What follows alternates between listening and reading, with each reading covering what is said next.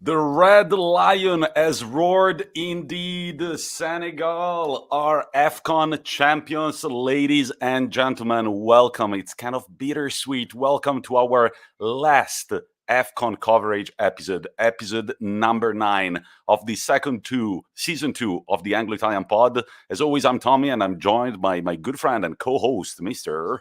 Rory, and I've just figured out we're not on Twitch. I don't think we're having issues again, guys. So I hope if you are on Twitch, you're able to watch us. If not, jump over to YouTube, although you will not hear me say that. But anyway, how are we doing, Tommy? We only saw each other last night, but how have you been in the past 24 hours? Well, in the past 24 hours, I've experienced the oddly strong winds in the city of Milan that made an important newspaper in Italy titled that the strong wind in Milan was causing mini tsunami on the Naviglio River, which I think is an exaggeration to say little waves. No way. It caused a current in Naviglio. Yeah, I think Exactly. there's the story right there, guys. It's exciting stuff. But yeah, it was kind of weird. Today in Milan, it was very windy. It doesn't happen that often in Milan. But also, Rory, can you feel the springing slowly but surely? Yeah, I can. And what's concerning me is we haven't had the rainy season of Milan yet, and I'm kind of Uh, getting nervous. Usually there's a period where it just pisses it down for like weeks, and it just hasn't. And I'm like, is this good or is this the end of the world? I can't decide which one it is. that period is called March. March in Yeah, okay, Milan right, is right. the second worst month after August when it's humid and there is not a single soul around the city and there are like 44 degrees temperature and it just sucks overall. But ladies and gentlemen, we are here today to cover for one last time, little tear shedding from our eyes, the beautiful African Cup of Nations tournament before we jump to the FA Cup, Premier League, and of course, Serie, since there will be a lot to talk about. But first, Senegal are crowned champions. A lot of stories to discuss. We had the live stream last night. We had a blast doing that once again. And for the second time out of two, Rory, the team that I was supporting, ended up winning. They did. They did indeed end up winning. Sorry, I just realized that I made a mistake on the. It was only 4 penalties to Senegal, right? Yeah. Not 5-3. It was 4-3. But they did, Tommy. You got it right, and I think overall they deserve to win it. What do you think? I think that looking back at it and reading upon the on some newspapers today, we kind of noticed it during the game yesterday. But the Senegalese defense won this game 100%. Diallo and the Koulibaly didn't let anything past them. The only time that they did, Mohamed Salah had a beautiful shot saved by the one and only Edouard Mendy. We're going to get to this guy. But I think that, yeah, in the end, at the end of the day, Senegal did deserve it. And I think that Sadio Mane made everybody forget about that awful penalty he took in the first half with that inch perfect penalty kick during the penalty shootout.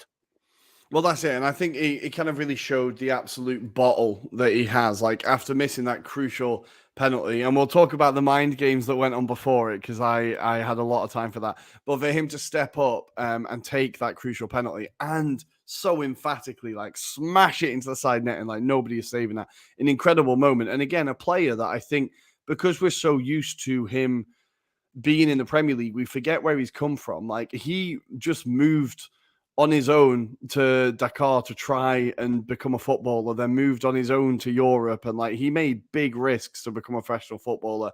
And just for him to score that penalty to win his country their first ever international trophy is just an incredible moment. And I think, despite the fact that last night I was heavily repping Mo Elneny, I was much happier with the fact that Senegal have been able to win it and that Mane's been able to win it. Even if on the pitch I have problems with him, off the pitch you cannot fault what he's achieved and just what a beautiful moment. And again, Mendy, we talked about it, just absolute. That guy's life needs to be a film at some point.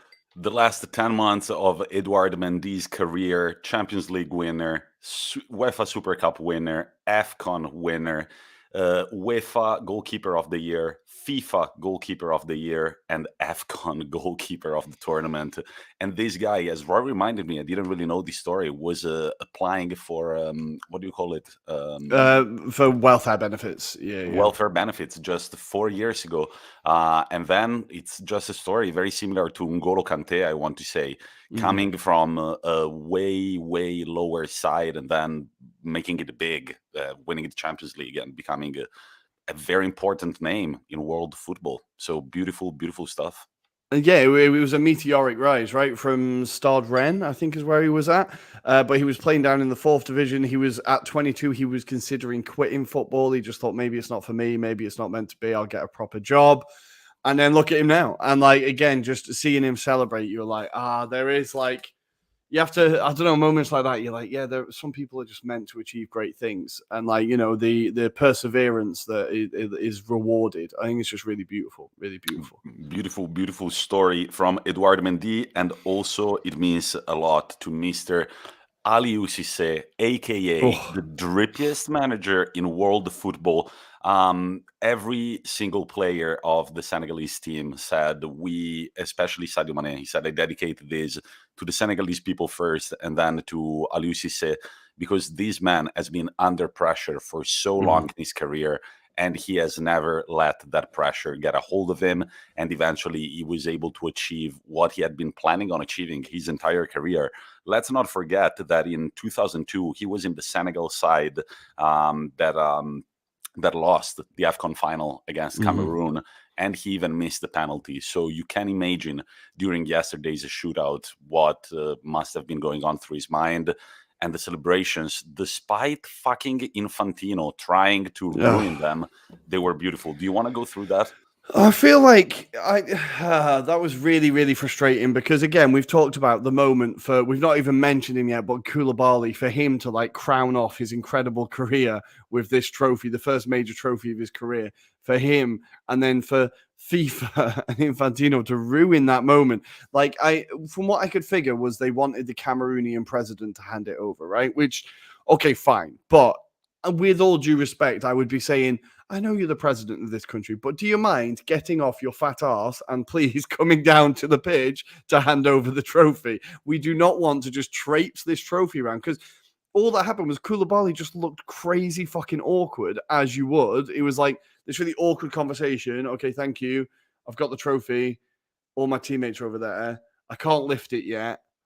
Okay, I'll just walk over there then. And it's like a completely wasted journey. Took all of the drama out of it, all of the like a sense of ceremony. And then it was just like, okay, hurry up and lift it. And it just, I feel like it ruined the whole thing.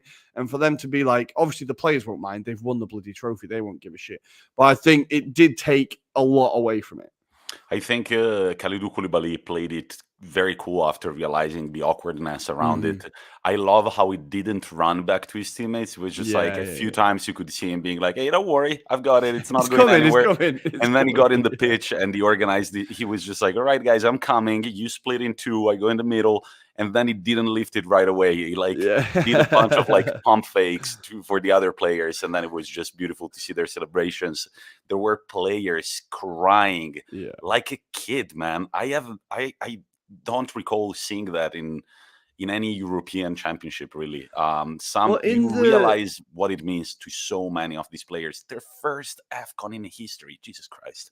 Well, it's crazy. And like in the BBC coverage after the game, we saw a bit of it. And Yaya Toure was really fascinating as a pundit. Like, obviously an incredible player, won everything in the game.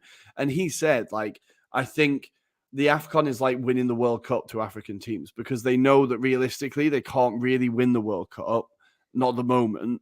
So they know that their only chance of getting a trophy is the AFCON. So for them, it is huge. And you have to remember, like, not to say that European players have it easy, because they don't. Like, to become a professional footballer, to play for your country is a difficult journey. But maybe growing up in Africa, it's more likely that you've been through a much tougher time to get to where you've got to. And for you to win something for your country when you're more likely to have come from kind of humble beginnings. I hope this doesn't sound like too racist or stereotypical, but I feel like, of course, it's going to mean more. A lot of these players have lived through worse and got through a lot of things to get to where they've got to. And I think it's just really beautiful. It's a part of what makes this tournament so so amazing to watch. And I got so carried away in it. I'm gutted it's over. Genuinely am gutted it's over. I really enjoyed it. I enjoyed watching like 99% of the teams, all of the teams. I enjoyed most of the games. I just think it's a really great tournament, and it got a lot of or the most attention it's got for a while. I think the most attention it's got ever this tournament. I think people really were talking about it and being like, look, this needs to be acknowledged. This is a great tournament with great players, and hopefully it will lead to change in terms of how many spots African teams get for the World Cup. But just my last point on Infantino before we've got a few questions to answer.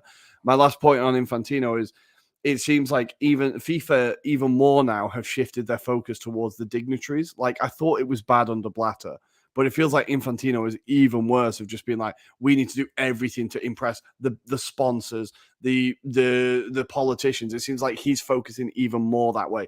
And I really don't like it. I really don't like it. I didn't think there'd be someone I hated more than Blatter, but well done, Gianni. You've managed to achieve it. And before we get to the actual game, as Rory said, we've got a few questions. Wow, a lot of people joining our live stream tonight. Beautiful to see. Thank you very much. Hopeless Wanderer is asking, what do you think this tournament needs to do to change perceptions? It feels like, unfortunately, it has huge disrespect, and for me, will be remembered for the stadium disaster. I will go first, Rory, if you'll allow me. Go for it. I think that I think that this tournament, as Rory was saying, I think it has gotten more attention than in the past years. It was beautiful to see that a lot of Italian Instagram pages that mainly only focus on Italian football, they were covering the AFCON with the way it's done in 2022, with a few witty memes, but with also coverage. And today, Senegal's success was reported and talked about in a lot of different pages. So it feels like there is a shift coming from the people. We covered the AFCON. I think we're one of the few podcasts that decided to really focus on this tournament. I think that now the ball goes to FIFA. I think that now FIFA needs to chuck some money the CAF way. But more than the money, it's also the organizational skills that are put in place in other international tournaments. Of course, the African infrastructures are not the same. The money in the CAF is not the same as in UEFA, for example. And now I think that FIFA, the people have shown interest. Now it's up to FIFA to go and help, maybe bringing a team of experts to organize the games, bringing more known journalists to cover the games, and so on, also to publicize it in social media. You can tell from a lot of the African teams, the social media managers are probably just very young people who are not very experienced. And so I feel like right now the ball goes to FIFA. What do you say, Rory? Yeah, I think it comes down to funding, right? And the fact that like Infantino's making it his mission now, like he's getting this African Super League put into Africa, which we are going to cover on the pod at some point. It's a terrible idea. I think he's selling it under the idea of trying to get more money into African football, but that's definitely not what it is. I think, yeah, there needs to be more funding for those countries. There needs to be more funding from the media. So, for example, Sky Sports, right? They bought the rights to do AFCON this year, right? They said, we're going to cover AFCON. They could have given it BBC, and BBC did the games they covered. They did it incredibly well. They had like Yaya Toure, Nedumonuoa, they had Stefan Okoku, all these like big African players. But what Sky Sports did was put it on with zero coverage, one commentator. They put in the least amount of effort that they possibly could. And then you're asking people to take this tournament seriously. And it's like, if you want it to be taken seriously, then you treat it seriously, and then it will get the respect it deserves. I think Sky really dropped the ball on that one, and it shows a bit of arrogance, but they're also doing the same with the Bundesliga this year. They're showing the Bundesliga, but they're literally showing it, and that's it. Like, and I feel like for Sky, they're just more concerned with having the rights to it rather than actually advertising the product.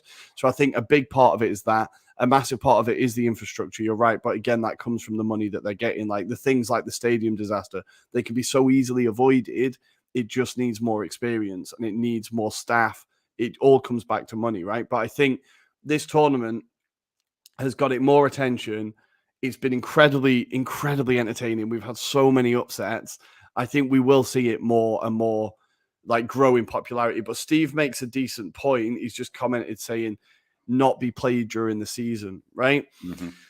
And it's a difficult one because obviously the summer in Cameroon might be as bad an idea as playing a World Cup in Qatar in the summer, right? Like there's a reason why it has to be played during the season. Obviously the one next year in Ivory Coast, they are playing it during the summer. So maybe it is there is a way to do it, but I think the calendar, that's only a Eurocentric view that we're like, oh, it shouldn't be played during our season. Well, that's not their season, right? And there's plenty of other leagues that don't play, that play to a different calendar. So I think from a Eurocentric view, yes, but they shouldn't have to move their tournament, not really, especially if it becomes a safety issue. Because we've seen the pitches already were an absolute state in Cameroon, and it's like the winter, if you know what I mean. I actually think that from a Eurocentric point of view, it's better to have it during the season. I feel like during the summer, people would be on holidays, minding their own business. They would not give a single F about the AFCON. Right now, people are still watching games at the weekend. They're craving that midweek football game, especially considering that the Champions League is not on until next week. So I think that from a Eurocentric point of view, it's actually better to do it during the season. And yes, I agree also with Steve. No good chucking money at all. There is still a lot of corruption. Then what about, rather than chucking money, actually sending people, tournament organizers with more experience, with experience in Europe, where there are definitely more regulations to follow and stuff.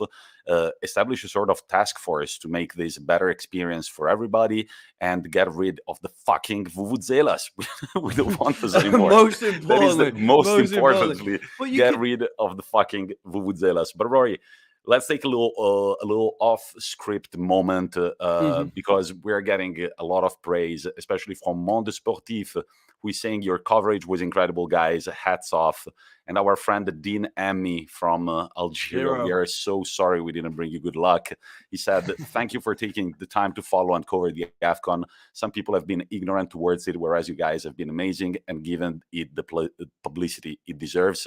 And I want to say that it's all because of that man in the Kazakhstan kit right there. He was the one coming up with the idea. Thank you. You can save your applause. I'll applaud myself. It's fine. I'll applaud you, Rory. I'll applaud you.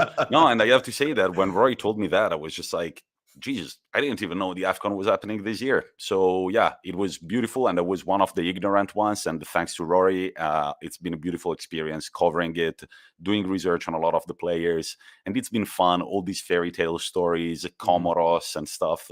And I have to say, my students were also following the AFCON at school. Quite a few students asked me today at school if I had watched the final, and I was just like, yup. I did, but I did see in my school today, I saw a classroom that had a Senegalese flag like pinned to the door, and I was like, yes, like you could see there was a mate of mine on Instagram. She lives in Madrid, and she did an Instagram story, and just Madrid exploded with all the Senegalese that live there, people partying in the streets. It was amazing. The scenes in Dakar, you can imagine how much that place exploded. They did declare a national holiday today. Again, quite predictable, but I think definitely deserved. Honestly, this tournament, we've talked about it before. I always loved it. I've really enjoyed covering it. I think what I like about the tournament is there's still fun.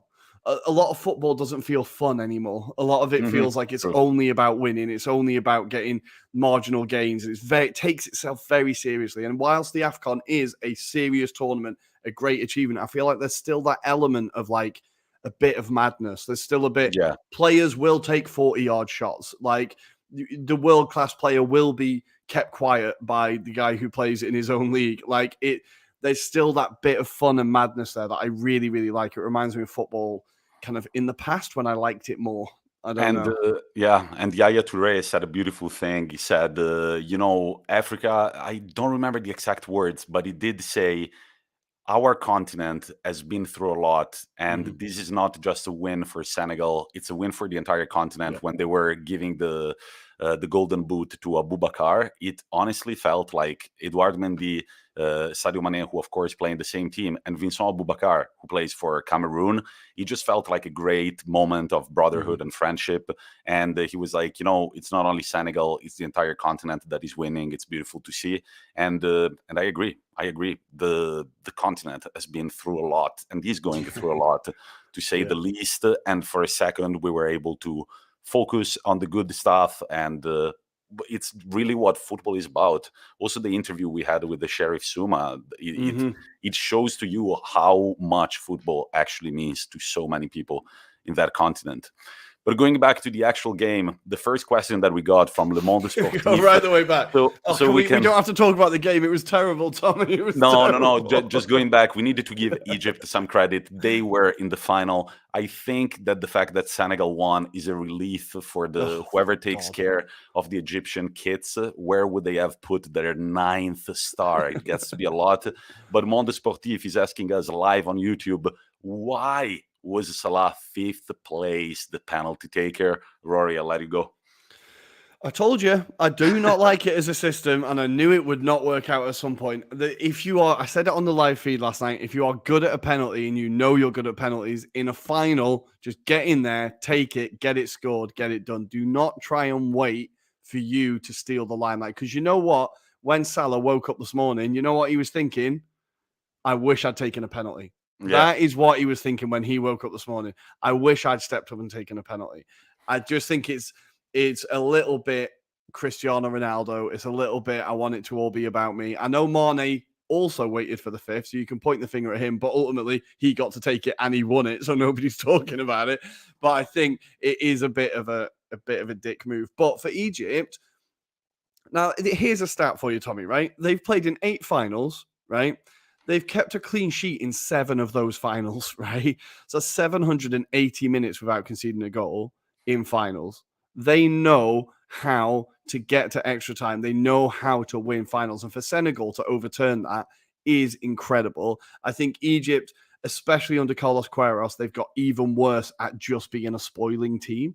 All they do is spoil games. They just try and stop the opposition from playing and hope they can nick one. If they get a manager who can actually try to go forward, there's quite a bit of attacking talent in that team. We saw with Trezeguet, Mo Salah, for God's sake. If you can try and get an attacking coach in there, that team could be a lot more exciting. I was looking at the statistics from the game. So there was 53 fouls in total across this game, right? 23 from Senegal, 30 from Egypt. So both teams were definitely putting a boot in. But it really sums up this game, right? Tommy, out of 90 minutes, how many minutes do you think the ball was active in play last night? Out of 90, the first 90 minutes? Out of 90, how many minutes was the ball in play? 38. Or you're actually pretty close. 40 minutes and 26 seconds of the 90 minutes was the ball actually in play. Like, it was not a good game, but that is exactly what Egypt wanted.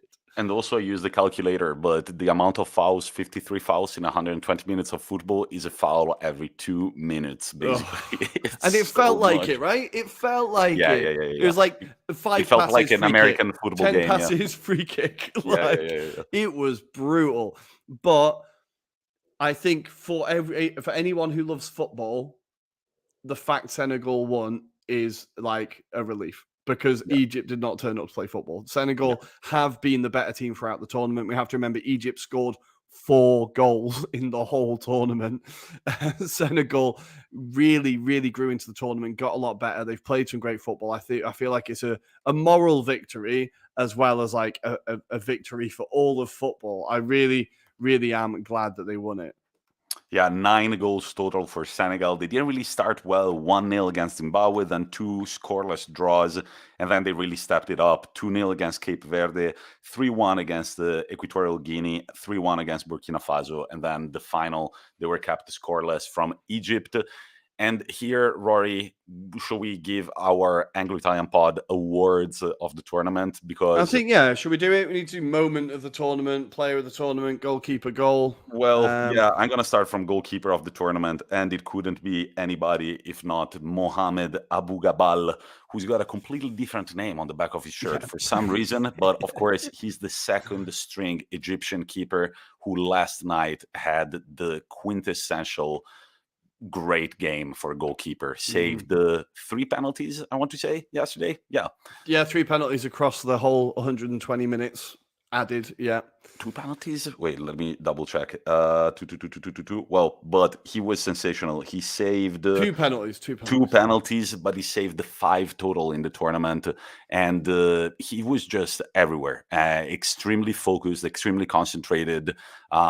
He kept the score to 0-0 for the majority of the game, and whenever the ball got close to the defense, you knew that at some point he was going to come and take it. So I'm going to say that yeah, he's my goalkeeper of the tournament. I think Definitely a big name for Egypt. Yeah, I think obviously he is goalkeeper of the tournament, despite the fact they gave it Mendy. I think because he conceded less goals across the True. tournament, I assume that's why they gave it him. I think it should have been the Egypt keeper. I'm gonna say, just because I don't want him to be forgotten, and I will be keeping an eye on his career. Kamara for Sierra Leone, Mohamed Kamara, who had the incredible display against Algeria. He was great throughout the tournament for Sierra Leone, so I think he needs an honourable mention. And I will be keeping an eye out on his where his career goes from here. I hope he gets that big move because he kind of deserves it. So I'm going to say he comes second, but it needs to be the Egyptian keeper who gets it. Even just every time Cameroon, like one of the problems Senegal, damn it.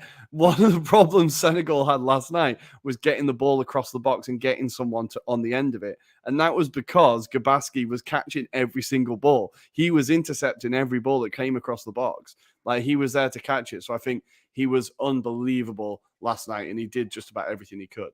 By the way, one thing, what's the name that he's got on the back of his shirt? Was it Galaski? Gabaski last night? Yeah. Yeah, it sounds Hungarian, dude. Yeah, I it don't know. doesn't say. Yeah. Like, okay, but he played 3 games because he was subbed in the game against the Ivory Coast, and in 3 games and a half, because that game against Ivory Coast went to penalties. He conceded only 1 goal against Morocco. The rest, they always drew 0-0. So props to him. That's my goalkeeper of the tournament. Overall player of the tournament for me has got to be Vincent Aboubakar with 8 goals for Cameroon this season. He's the second most prolific goal scorer in an AFCON edition ever. Who's yours? Abubakar's a fair shout. It's definitely a fair shout. I think maybe we need to say someone from the winners, right? Sane, God's sake. Mane got it in the end. He got player of the tournament, right? And I think that was kind of that's because he's I don't think he was the best player across the tournament. He had a great tournament, but he wasn't the player of the tournament. I think the player that stood out to me the most was maybe Sangare at Ivory Coast. The way he played in all their games, I thought he was so instrumental, unbelievable player. But obviously Ivory Coast went out very early. So I think, yeah, maybe Vincent Aboubakar is a fair shout. I think anyone who scores 8 goals in 8 games in a tournament, you're gonna be hard pushed to pick anyone else, really. Yeah, hard to pick anybody else. Rory, goal of the tournament? Now, I think I know which one you're going to pick, so I'm going to pick a different one. I'm going to pick it for context. I'm going to say the Comoros goal from Changama. Now, this absolute rocket of a free kick, not only because he absolutely powered it into the top corner and it was beautiful, it was the context of this game, right? They were down to 10 men. They had a left back in goal. They were against the hosts. Everything was against them. They were 2-0 down by that point, 3-0 down. And he still stepped up and just rifled it. I think it was the goal that I celebrated most throughout the tournament. That was the goal where I got up and shouted, like, yes, come on. So I think for me, just for that moment, and for Comoros, who were obviously one of the stories of the tournament, beating Ghana, like when nobody expected that to happen, just because of the journey they went on. And because of that game against Cameroon, just that goal has to be my goal of the tournament. But the one you're about to talk about is ruddy special. I don't remember the game. I was checking right now. Can you help me out? Which game was it? Was against Morocco. It was against Morocco from Malawi. Yeah. The goal from Mango at the 7th minute. Malawi against Morocco. They ended up losing the game 2-1. But that goal was absolutely insane. The guy shoots from no man's land. There is a strange angle too. It's an impossible goal. He has no right whatsoever to take a shot from there. And Dinami, he's saying mango. And also, what a tight last name. Tropical fruit. I'm all about it. With an H, makes it a little even more tropical. Fucking love it.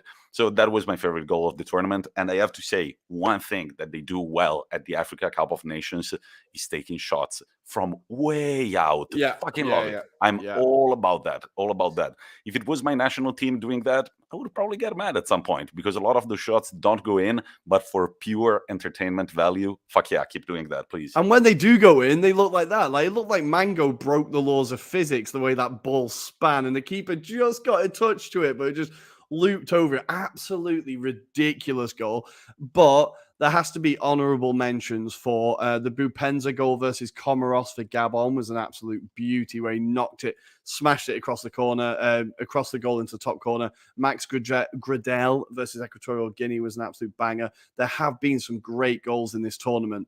But guys, you'll have to let us know which one you think. I think we've got one. We've got Dean saying Mango and Steve saying me. So we'll give it to both of them. We'll give it to both of them, right? I really like who was it that scored with his knee in the semifinal? Yeah, Toure for Burkina Faso. Blati Toure, yeah. I really like that kneecap goal.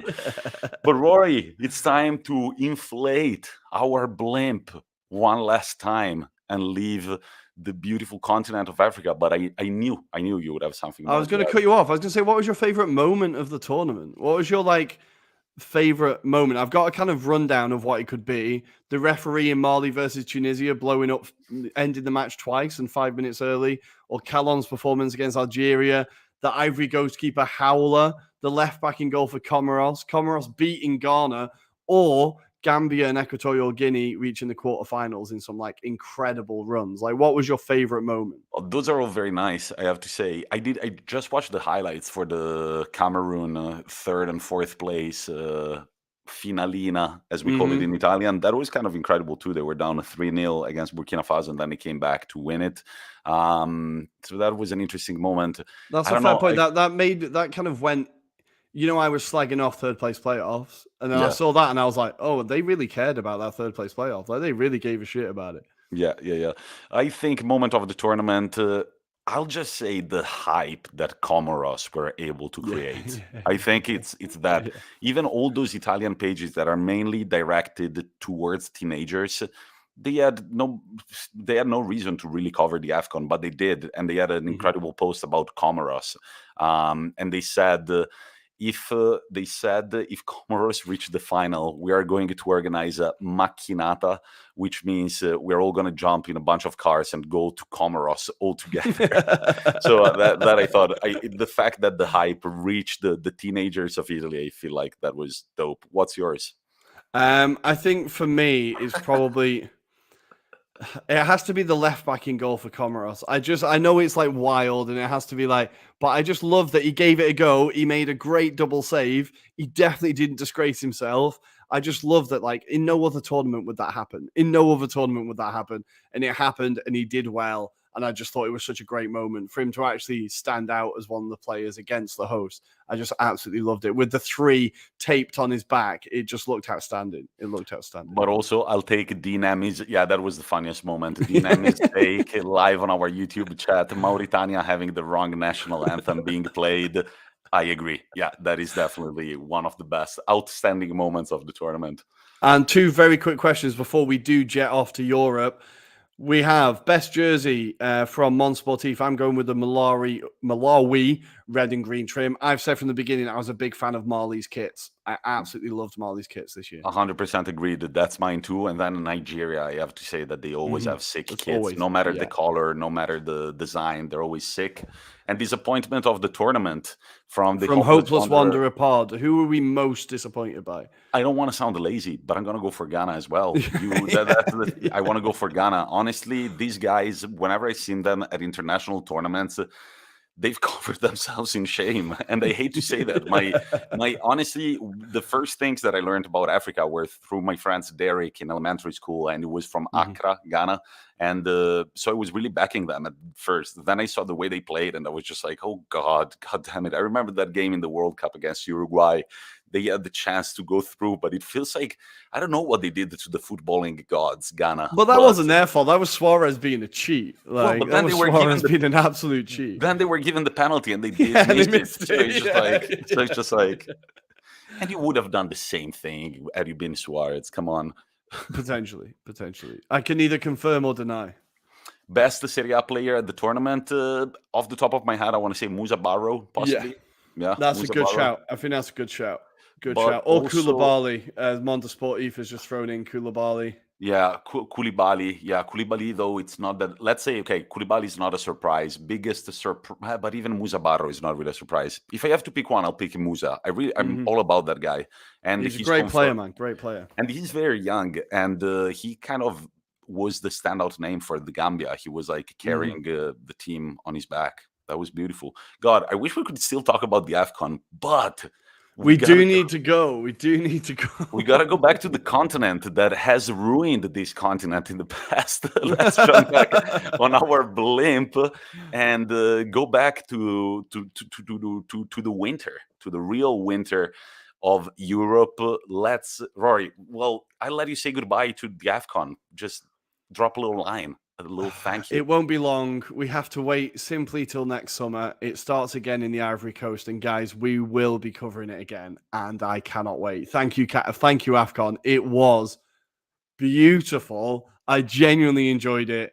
Apart from the final, I really enjoyed it. The penalty shootout definitely made it worth it. But what a tournament. I loved it. I absolutely loved it. Shall I just say it just like that? Yeah, there is a weird cryptic comment in the chat, but Rory, I'll just say it. Maybe we'll be covering it from the Ivory Coast. Who knows? I don't know. That would be you buying me insane. tickets? I don't know. Maybe Beam Sports is going to buy us tickets. We're going to be like, hey, we were covering the last AFCON. Come on, send us down. We're going to cover that. We'd love to do it. But it's time to go back to jolly good England, where there was only one Premier League game this weekend, but especially the FA Cup fourth round. Rory, I'm going to give you 13 minutes to go through this, and then 10 minutes is going to be a little Serie A wrap. Okay, one game in the Premier League. It was Watford versus Burnley. It was 0-0. Moving on. Good. FA Cup fourth round. Literally nothing happened in that game. Nothing of note happened. I think both teams somehow managed to have 30% possession. It was insane. But anyway, in the FA Cup fourth round, the magic of the cup is well and truly alive, Thomas. I think for a while, people have been talking down the FA Cup. And the last few years, it felt like a bit of the magic's back. Leicester winning it last year.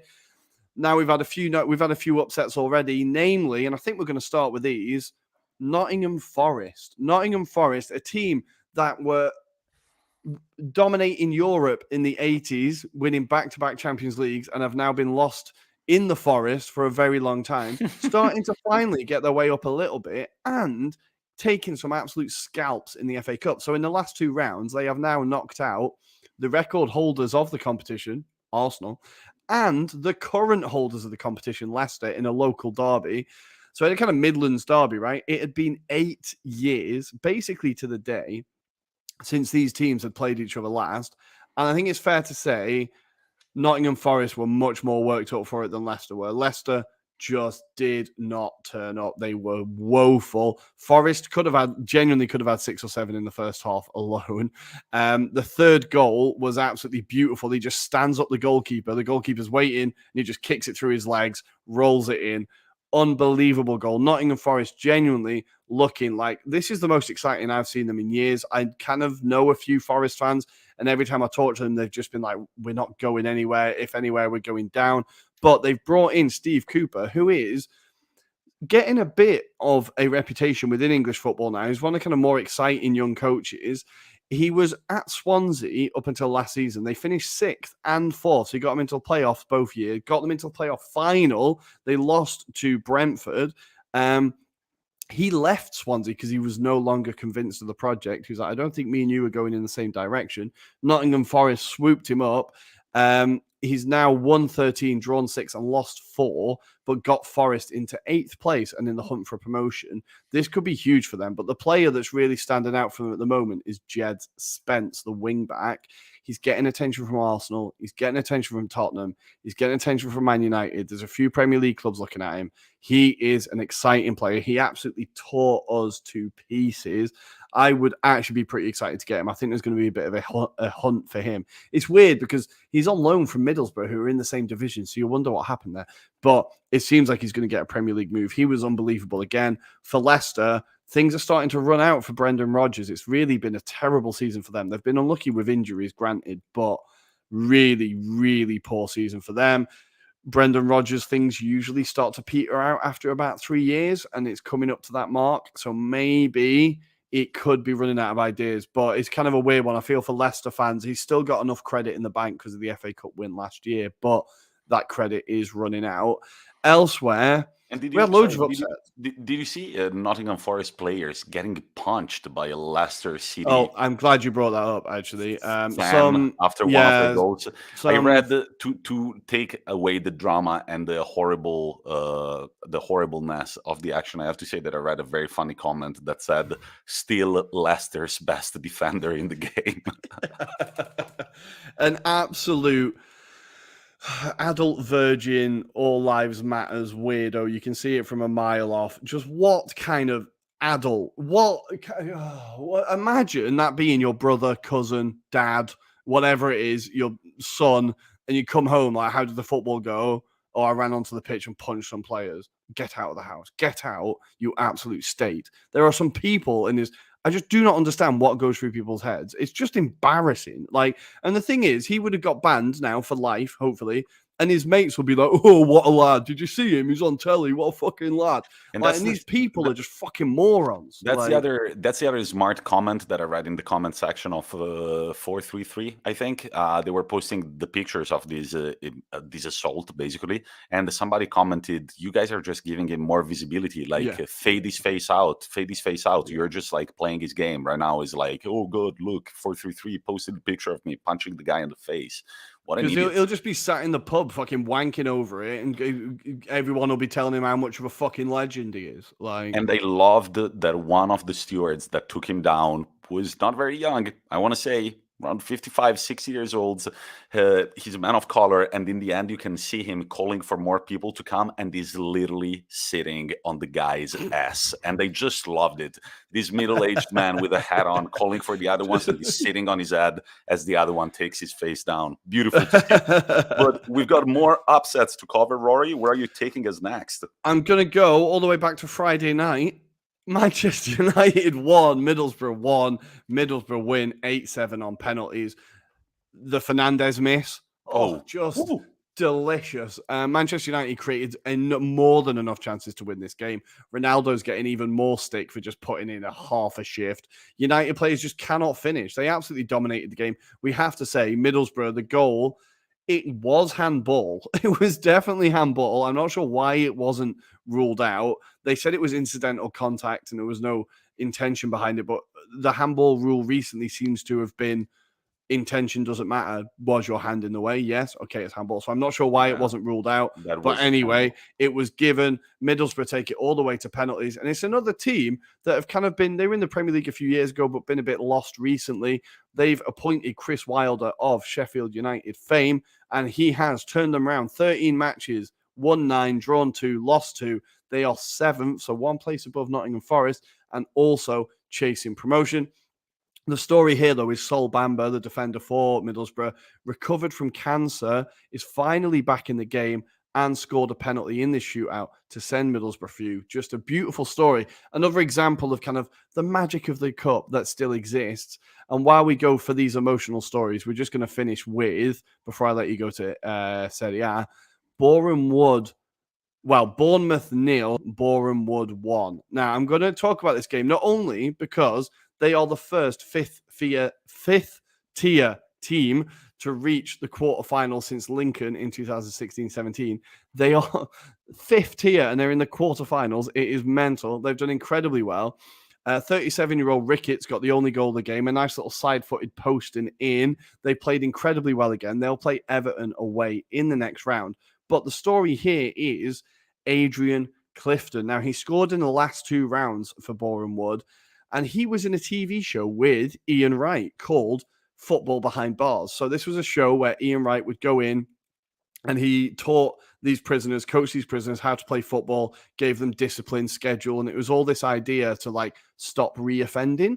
Now, the success rate of the show was great. Like, I think when I listened to an interview, he said like 80% of the people who were involved in the project didn't reoffend. They turned their lives around, but especially Adrian Clifton. So he was released from Arsenal at 15. Within a year, he was in prison and he met Ian Wright. Ian Wright coached him throughout this period, throughout this TV show, and then he kept in touch with Ian after the show, right? Because Ian Wright said, if I just filmed it and then never talked to them again, that's not the point, right? I'm going to be there to help these people. And basically, Ian Wright has just kept in touch with this guy and been a bit of a mentor for him for the past 10 years. This guy's now been playing for Boreham Wood, turned his life around completely, got a wife, got kids. He now plays international football for Montserrat. He's scored in the last 2 rounds of the FA Cup. He'll now be playing at Goodison Park in the quarterfinals of the FA Cup. It is just a beautiful story.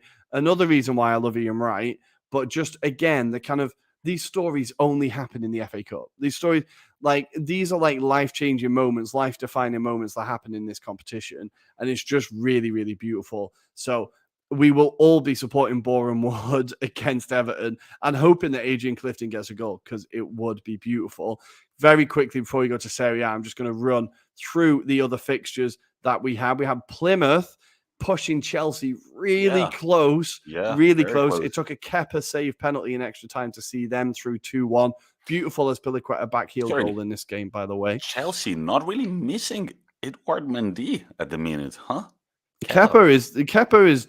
We need a kind of to talk about his redemption arc at some point. But then we also have Kidderminster, who are the unluckiest team of the round, losing 2-1 to West Ham, conceding in the 91st and 121st minute to lose 2-1. West Ham did not deserve this win at all. Kidderminster were the much better team. It really, really was very, very cruel. Without Declan Rice, I do worry about West Ham, about where West Ham would be. They really are. They really did not look great. But before we go, we will quickly look at the FA Cup fixtures that are coming up. So we have the quarterfinals. As I said, we have Boreham Wood going to Goodison Park against Everton. Crystal Palace taking on Stoke City. Peterborough against Man City. Middlesbrough, their reward is hosting Tottenham at home. Nottingham Forest against Huddersfield. Luton will be hosting Chelsea in a kind of weird London derby there. Liverpool will play Norwich and Southampton will play West Ham. Those are the quarterfinals. I think that's the quarterfinals. Good. Also, can I say something? I've got a lot of time for Hartlepool United's logo. That deer looks sick, man. The Stags. Yeah, it's pretty cool, eh? It's a pretty cool call badge. it? The snag? The Stags, I think. The Stags. The buck, they would call it in the United States. Buck. I feel like. But yeah, a lot of interesting logos in the lower divisions of England. And I have to say, I'm sorry, damn it, Coventry almost had it against the Southampton. I've got a little Coventry connection. They scored in the 22nd minute. Armstrong equalized at the 63rd minute. And then 8 minutes before the penalty shootout, it was Walker Peters who made it 2-1 for Southampton. Yeah, that Armstrong goal is an absolute beauty as well. You should definitely search that out. Also, last thing, Spurs, just a quick moment to have a dig at Spurs. They announced on their Twitter, big moment for Tottenham in their history. Are you ready, Tommy? You ready for this? They are now the team to have scored the most goals in FA Cup history. They've not won it since 1990, 1991. Well done, guys. Most goals in the FA Cup. Congratulations, Spurs. You can put that trophy in the cabinet alongside all the other ones. Yeah, we are now ready. Year when they scored the 7 against the Mariners? What was the team? And there was that Vinicius guy celebrating. Yeah, man, it was ridiculous. Yeah. Celebrating the 7th goal. Well done, Spurs. Do you get a trophy for that achievement? It's the closest they'll get to one. Let's just say that. Nice, Rory. I like a little salt. It's time. It's finally come. It's time to talk about. Rory, you want to intro this about what happened on? Okay, guys, we need to be gentle with Tommy because I'm not sure if he's actually emotionally ready to take this yet. But the Milan derby did not go as we expected. Let's just say that it looked like it was going the way we expected, and then it really didn't go the way we expected because the most beautiful man in football arrived. Olivier Giroud turned up, and the whole game just flipped on its head, right? Can I say one thing? And look, we know we say it as a joke. Rory and I are all about like interculturalness and everything. But you know that if I have to joke about a nation that I dislike, that's going to be France. And it's so interesting that AC Milan have 3 French players in their team, in Mike Maignan, Olivier Giroud, just like as if I didn't dislike France enough Is Theo already. French? Theo Hernandez. You Yeah. see, the 3 of the protagonists of this game are French. But look, going back to the actual game, the first half, I got a lot of stick with my friends on WhatsApp for just like commenting how the first half was going. And I was saying that Inter, despite not having the most possession in the first half, were dominating. And there is a stat from Sky Sports that says that I'm right. Expected goals in the first half, 0.94 for Inter, 0.11 for AC Milan. Total shots, 9 for Inter Milan, 3 for AC Milan. Shots on target, 5 for Inter, 1 for AC Milan. Touches on the opposition box, 17 for Inter Milan and 5 for AC Milan. Look, after the first half, it felt like Inter deserved to be 2-0 up, hadn't it been for an incredible Mike Maignan, who had 2 brilliant saves, one on Dumfries and another one on on a deflection from a defender. He was diving the opposite way, and man, if you look at the replay, the eyes of the guy constantly on the ball, shifting his shape and managing to get the ball out. And in the second half, I feel like AC Milan are no mugs. They're a good team, and I feel like Inter Milan gave the ball away one too many times. In the first half, AC Milan were nervous. They felt kind of inferior to Inter Milan. But then when you keep giving them the ball, at some point they are going to create something meaningful. It took them 2 shots. Only they had 3 shots total in the game. In the equalizer, was that the equalizer? Yes, on the equalizer, Inter were claiming a foul on Sanchez. Upon relooking at the images, it could have been called. It could not have been called. It was off the ball though. Hey, the ball had gone by that point, so you're wondering whether it's actually a foul or not. Yeah. It was at first glance, I was like, that has to be a foul. Do you but think? now I Do can you think they understand. would have? Do you think they would have made a case out of it in the Premier League?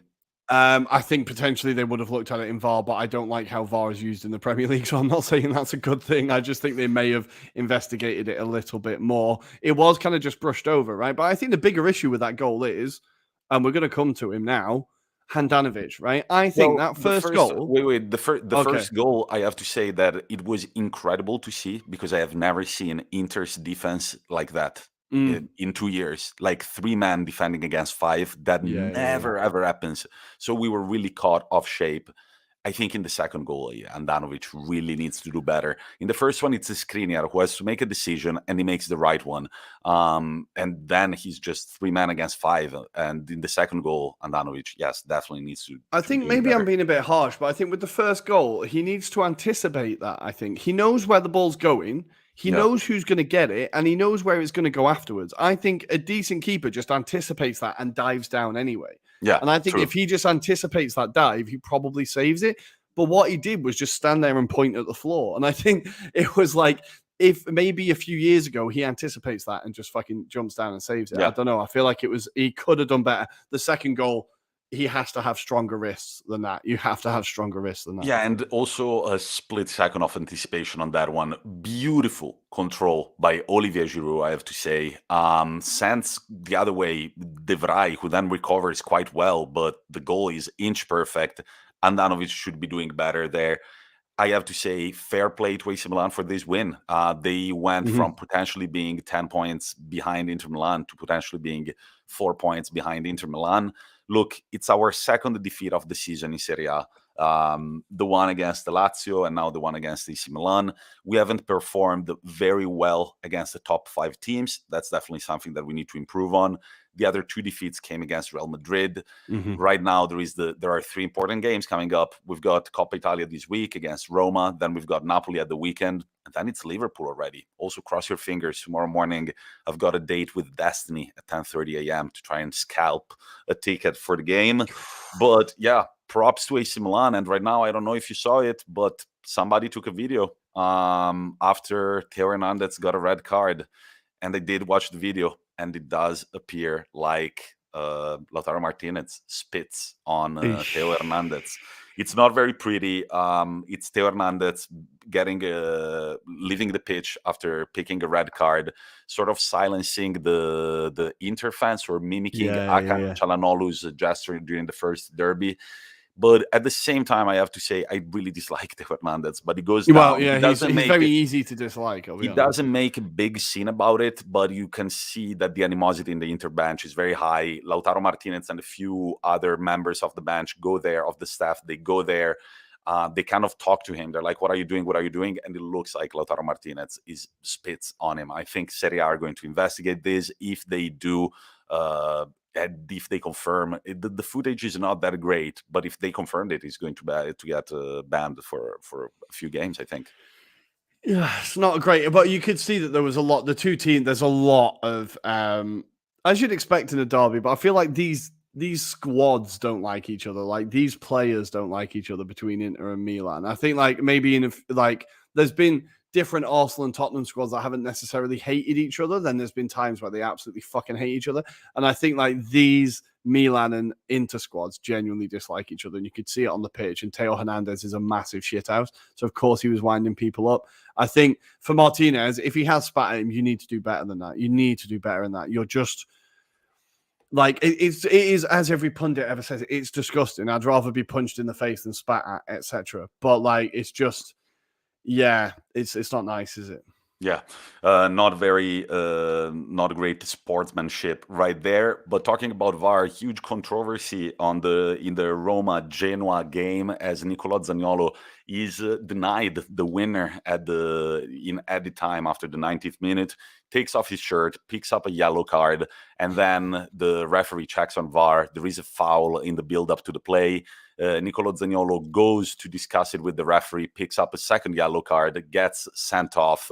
José Mourinho was very quick to say that had it been Giorgio Chiellini, Lautaro Martinez, or Ibrahimovic, he wouldn't have been sent off. And there is a lot of stick being used against Zaniolo, which might possibly be true. I was going to say, does he have a point? It feels like he has a point. I feel like he does have a point. But he said it one too many times. He's shouted wolf one too many times in the past when it wasn't necessary. And right now there is actually a wolf and nobody's really believing him. Fiorentina absolutely collapse against Lazio. They lose 3-0 on their first game since Vlahovic's departure to Juventus. And on Sunday, Atalanta, what the fuck? Atalanta lose 2-1 to Cagliari. At home, they've won, I don't have the stat right now, but they haven't won that many games at home this season. The wheels are turning for Atalanta, and it's not looking very pretty. Actually, I'm going to tell you right now, if only games at home counted, Atalanta would be 12th in the league because they've won only 3 out of 11. Only 3 home games for Atalanta. It's Pereiro scoring a brace for Cagliari, and it was the only forward that Mazzarri could field in this game, since all the other ones were injured.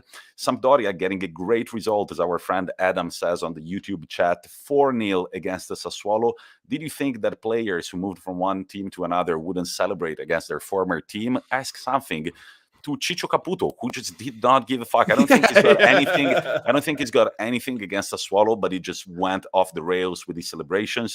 There was a pretty boring draw between Bologna and Empoli. Napoli went 2-0 away from home at Venezia, and my man Victor Osimhen is back. He's back. He is with back. a header after getting a face surgery. He's Still not got afraid cheek to go covered. Like yeah. He's not afraid to go for that high ball, and then Petagna, who just gets in the pitch and scores. He scores all the time. It feels like he scores every time he comes on. Beautiful free kick from Udinese in the game against Torino. It's Nahuel Molina scoring the 1-0 at the 93rd minute mark, and then at the 97th, late drama as Pusetto makes it 2-0 for Udinese. Very important win in the relegation battle. And then finally, it's Juventus Hellas Verona. Their 2 new players, Zakaria and Vlahovic, both score. And fuck it, I kind of hope that the Vlahovic magic would end the second he arrived in Turin. Well, guess what? I think this guy is there to stay, and I mean, it's not a big surprise, but that chip, like being that It's the beautiful first goal as well. Beautiful goal. man, I don't know. It's it was a beautiful, beautiful goal from Vlahovic. He could have had 2 more. I would like to talk more about Juventus and the fact that Morata has been getting a little too much stick, I think, and he had an incredible, incredible game against Verona, playing off the wing to make room for Vlahovic in the middle, and the Zakaria very coolly slots it in to make it 2-0 against Verona.